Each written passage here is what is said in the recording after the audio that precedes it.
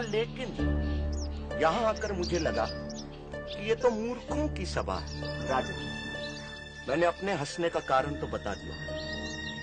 अब आप अपने मूर्ख विद्वानों से पूछे कि वे किस पर हंसे, मुझ पर या उस कुम्हार पर जिसने मुझे बनाया। पूछो किस पर हंसे ये सब।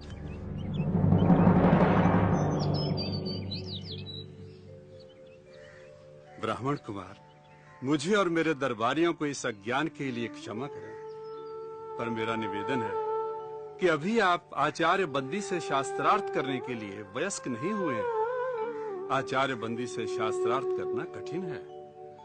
उनसे शास्त्रार्थ में हारने वाले को जल समाधि लेनी पड़ती है। इसलिए अभी आप और विद्या अध्ययन करें।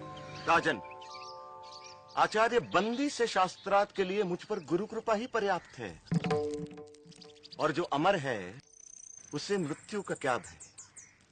किसी महान उद्देश्य के लिए प्राण देना मृत्यु नहीं होती।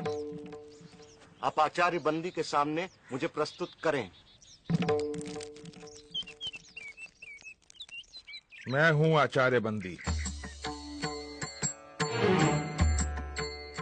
मैं तुमसे शास्त्रार्थ करने के लिए तैयार हूं, पर क्या तुम्हें मेरी शर्त स्वीकार है? एक ही बात बार बार कहे आप हमें भयभीत करने की नाकाम कोशिश क्यों कर रहे हैं? चाहो तो तुम दोनों एक साथ मेरे साथ शास्त्रार्थ कर सकते हो। मैं एक हूं और एक ही आपसे शास्त्रार्थ करूंगा।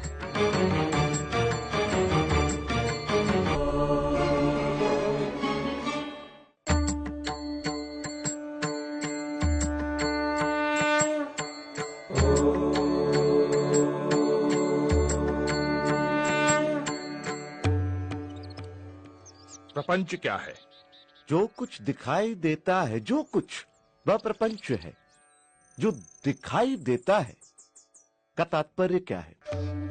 जो दृष्टिगोचर है, मन और इंद्रियों का विषय है, जिसे मैं स्वयं जानता हूं, वही दृश्य है। जो दृष्टा है उसे कौन जानता है? स्वयं को कौन देखता है? उस स्वयं, उस आत्म को देखने के लिए किसी की सहायता की जरूरत नहीं पड़ती। जैसे सूर्य को प्रकाश के लिए दिए की जरूरत नहीं पड़ती, वह स्वयं प्रकाशमान है। यह संसार कहां से और कैसे आया? यह सृष्टि उससे और सिर्फ उससे आई। वह कौन है? वह ब्रह्म है, वह ईश्वर है। वही अपनी माया से इस संसार को रचता है। वह ही रचनाकार, पालक और इस जगत का संहारक है। ब्रह्म इस संसार की रचना, पालन और संहार कैसे करता है? जिस प्रकार मकड़ी अपने जाल की रचना करती है, उसी में विचरण करती है और फिर उसी को निगल जाती है, उसी प्रकार ईश्वर संसार की रचना, पालन और संहार करता है। जीव क्या है? जीव आत्मा है। वह निर्विकार स्वयं है, परंतु अविद्या के प्रभाव में आकर वह स्वयं को मन और शरीर समझ बैठता है। इसीलिए वह इस संसार का अनुभव करता है। अविद्या क्या है? अनात्मा को आत्मा समझना, निर्विकार को विकार युक्त समझना और इस संसार को ही सच समझना अविद्या है। तो विद्या क्या है? आत्म का ज्ञान विद्या है। सा विद्या या विमुक्त है, वह जो हमें सारे दुखों, पीड़ाओं, बंधनों, अज्ञान, प्रतियोगिताओं, भ्रम और भ्रामक कल्पनाओं से मुक्ति दिलाए, वह विद्या है। जो हमें द्वैत के भाव से, हम दो हैं के विचार से, अलगाव के विचार से, तुम और मैं के भेद से मुक्ति दिलाए, वह विद्या है। विद्या दृष्टि देती है, जिससे मनुष्य अपने ब्रह्म रूप को पहचान सके। साधो साधो साधो। ब्रह्म को जानने की प्रक्रिया क्या है?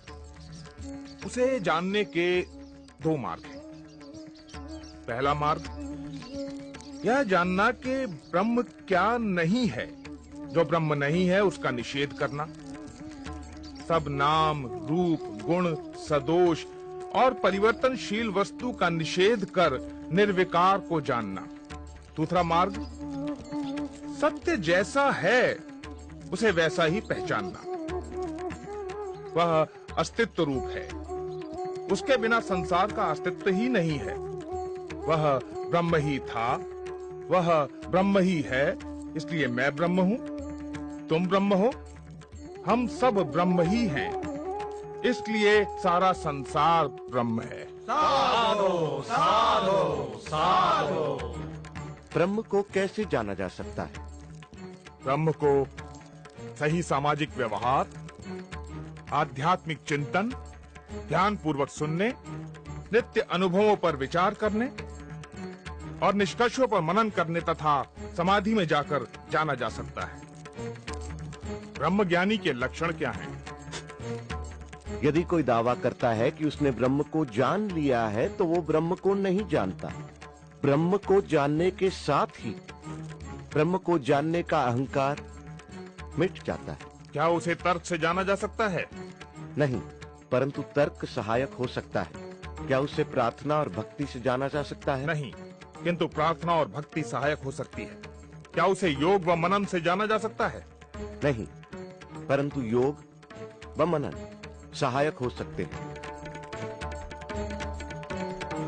शास्त्रार्थ का अंत होता दिखाई नहीं दे रहा था। दोनों एक दूसरे पर भारी पड़ रहे थे कि अचानक बंदी निरुत्तर हो गए। आचार्य, उत्तर दें। आचार्य, उत्तर दें। अष्टावक्र की जय। अष्टावक्र की जय।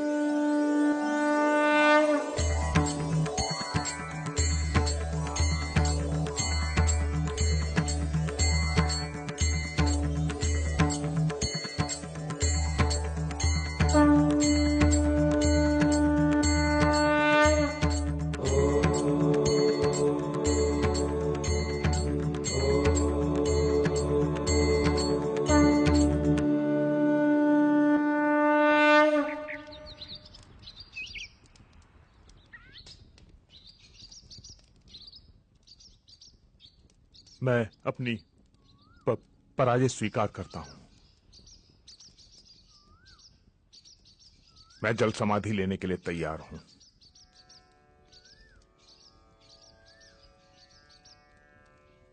मैं आपको जल समाधि देने नहीं आया हूं आचार्य बंदी। याद होगा आप सबको कि आचार्य बंदी के अभिमान के कारण और इस प्रथा के कारण कितने निर्दोष विद्वानों की जान गई। आचार्य बंदी, याद करें आचार्य काहोड को। मैं उसी आचार्य काहोड का पुत्र हूं।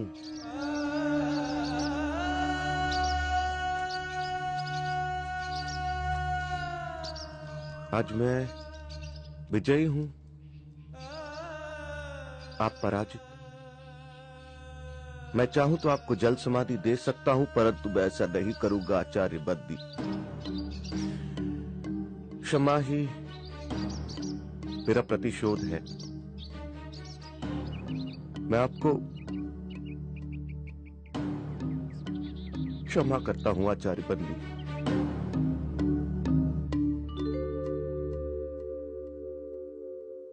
प्राण लेने से भी बड़ा दंड तुमने मुझे दिया बाल ज्ञानी।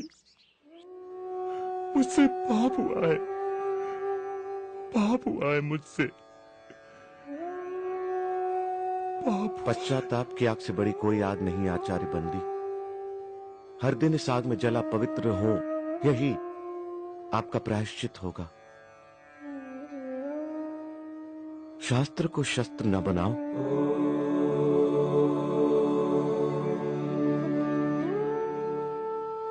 महाराज, शास्त्र जीवन का विकास करते हैं, शस्त्र जीवन का विनाश। जितना पुराना है हिमालय, जितनी पुरानी है गंगा, उतना ही पुराना है ये सत्य। हिंसा से कभी किसी ने किसी को नहीं जीता।